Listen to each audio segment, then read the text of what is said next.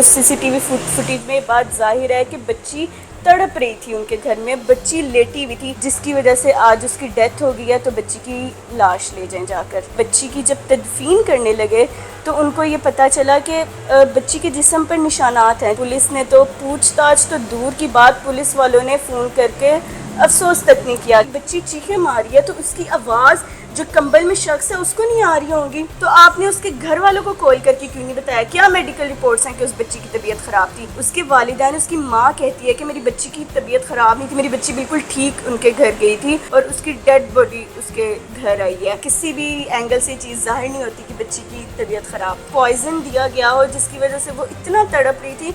और सबसे बड़ी बात, वो बच्ची बेलिबास थी। 50,000 दे देंगे और आप ये मामला यहीं पे दबा दें। जब हम चुप रहेंगे तो आज एक फातिमा के साथ ये वाक़या हुआ तो कल को किसी और फातिमा के साथ भी ये वाक़या हो सकता है। पाकिस्तान में इंसाफ मिलता ही कहाँ है।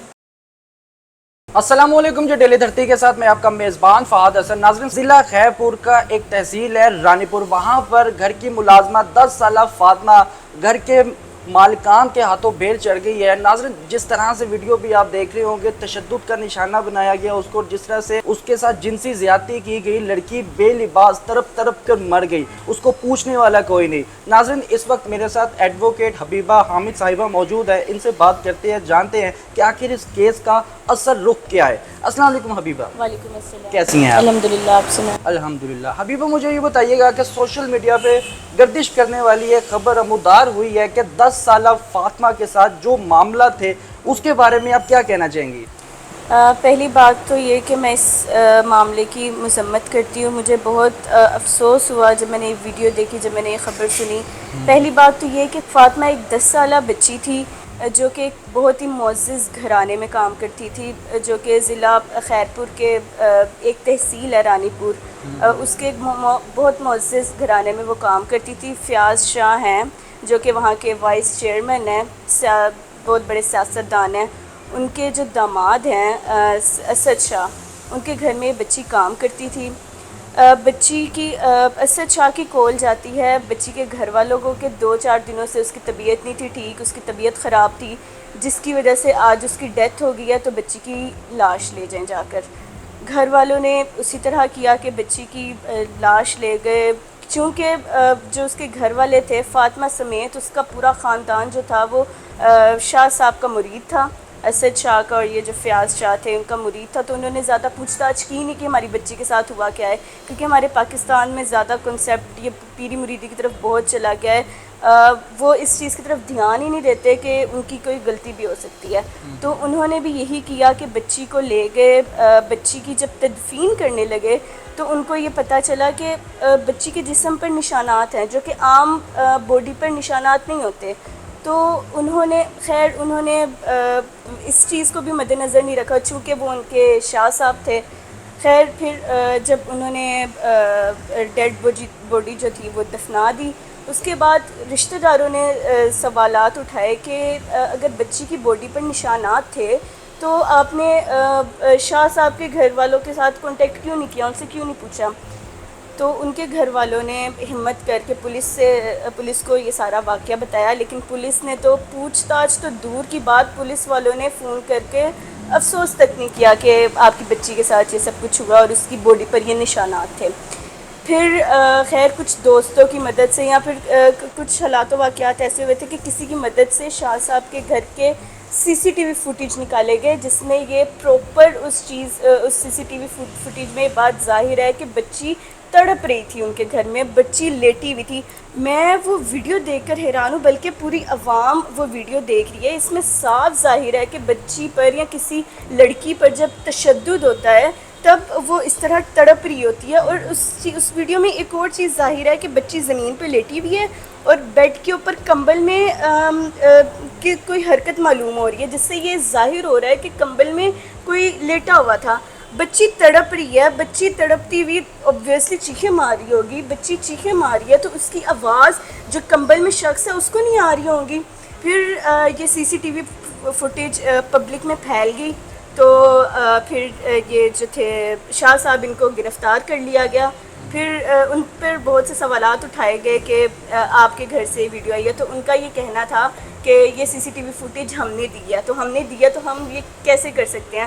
تو یہاں سوال یہ اٹھتا ہے کہ اگر آپ کے گھر میں کسی عورت کے ساتھ یہ ہو تو تب آپ لوگ کہاں تھے؟ اگر اس بچی کے ساتھ یہ سب کچھ ہو رہا تھا، اوبویسلی سی سی ٹی وی فوٹیج انسان روز اپنے گھر کی چیک کرتا ہے.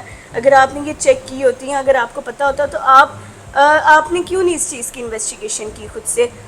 اور ایک اور پلس پوائنٹ یہاں پہ یہ سمجھنے میں آتا ہے کہ اگر اس بچی کی 3-4 دنوں سے طبیعت خراب تھی تو آپ نے اس کے گھر والوں کو کال کر کے کیوں نہیں بتایا کہ آپ کی بچی کی طبیعت خراب تھی؟ اگر اس بچی کی طبیعت خراب تھی تو آپ نے اس بچی کو آپ ہاسپٹل کیوں نہیں گئے؟ کیا میڈیکل رپورٹس ہیں کہ اس بچی کی طبیعت خراب تھی؟ اس کے والدین، اس کی ماں کہتی ہے کہ میری بچی کی طبیعت خراب نہیں تھی، میری بچی بالکل ٹھیک ان کے گھر گئی تھی اور اس کی ڈیڈ باڈی اس کے گھر آئی ہے.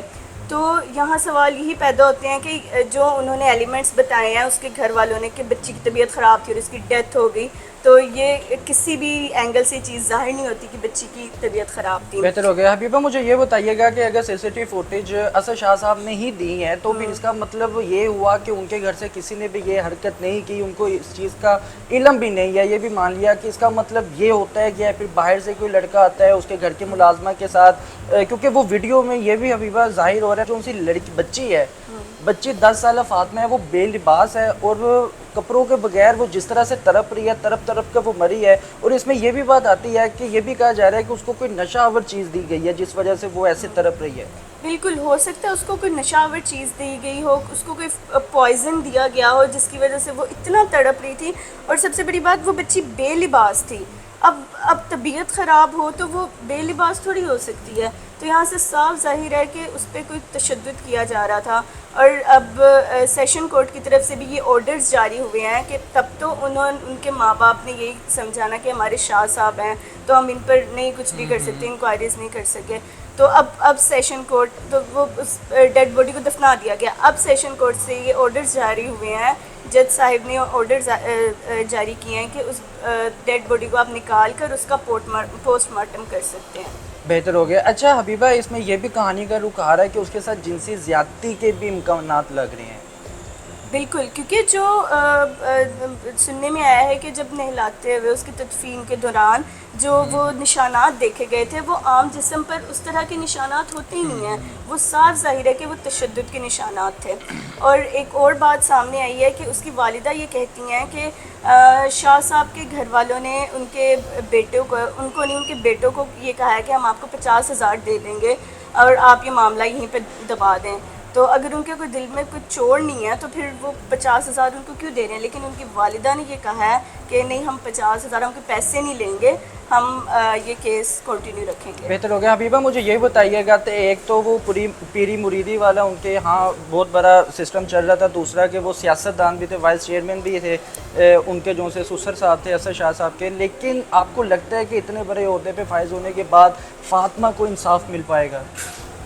ہمارے ملک میں تو خیر شروع سے یہی ہوتا آ رہا ہے، لیکن میرا یہ عوام سے یہ میری درخواست ہے کہ عوام آواز اٹھائیں، عوام اس معاملے میں بولیں، کیونکہ ہم سب جب مل کر بولیں گے نا تب اوبویسلی انصاف انشاءاللہ مل جائے گا.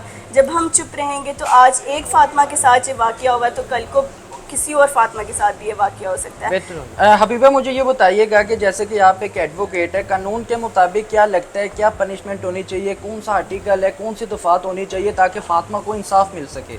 دیکھیں، پاکستان میں انصاف ملتا ہی کہاں ہے، اسپیشلی ان کیسز پر. ان کیسز، یہ تو کیسز گنے نہیں جاتے کہیں پہ. لہٰذا پاکستان کا آرٹیکل 37A جو ہے وہ اس چیز پر مبنی ہے کہ جو بچے ہیں ان پر کسی بھی قسم کا ظلم کرنا ہی نہیں چاہیے. تو جب ہمارا کانسٹیٹیوشن آف پاکستان ہمیں یہ تحفظ دے رہا ہے تو ان پہ امپلیمنٹیشنز کیوں نہیں ہوتی؟ لاز بنائے گئے ہیں، ہر چیز کے چھوٹی سے چھوٹے جرم کے بڑے سے بڑے جرم کے لاز بنائے گئے ہیں، لیکن بات یہ ہے کہ ان پہ امپلیمنٹیشن نہیں ہوتا. بہتر ہو گیا. حبیبہ مجھے یہ بتائیے گا کہ یہ تو ایک فاطمہ کیس ہے، لیکن گورنمنٹ کو کیا اقدامات کرنے چاہیے، کیا ایسے لاز آنے چاہیے، کیسی امپلیمنٹیشن ہونی چاہیے تاکہ یہ ایک فاطمہ کا کیس ہے تاکہ ہم کوئی اور مزید فاطمہ کا کیس ایسا نہ دیکھ سکیں؟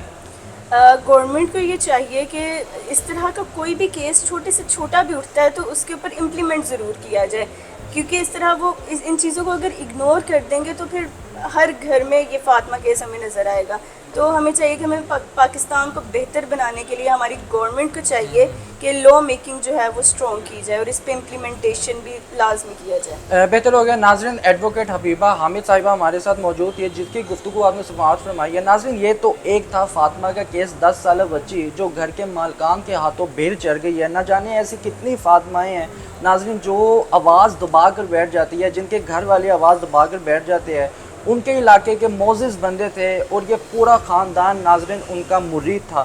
ناظرین عقیدت ہوتی ہے، احترام ہوتا ہے، ہم بھی احترام کرتے ہیں، عقیدت کرتے ہیں، لیکن جہاں پر انصاف کی بات آ جائے تو انصاف سے بالا دست کوئی بھی نہیں ہے. ناظرین چاہے وہ منسٹر ہو، پرائم منسٹر ہو، چاہے وہ بادشاہ ہو، شہنشاہ ہو، انصاف کے آگے کسی کی جیت اور کسی کی بلندی نہیں ہے. ناظرین اگر آپ کو یہ پروگرام پسند ہے تو کامنٹ سیکشن پہ لازمی بتائیے گا. آپ بھی لازمی بتائیے گا کہ آخر کیا آپ ہم سب مل کر فاطمہ کو انصاف دلائیں گے. میں آپ کے ساتھ ہوں، یہ حبیبہ آپ کے ساتھ ہے. کیا آپ ہمارے ساتھ ہے؟ ہمارے ساتھ نہیں، کیا آپ فاطمہ کے گھر والوں کے ساتھ ہے فاطمہ کو انصاف دلانے کے لیے؟ تو اپنی رائے کا اظہار کامنٹ سیکشن پہ لازمی کیجیے گا. اسی کے ساتھ اپنے میزبان کو اجازت دیں. اللہ حافظ.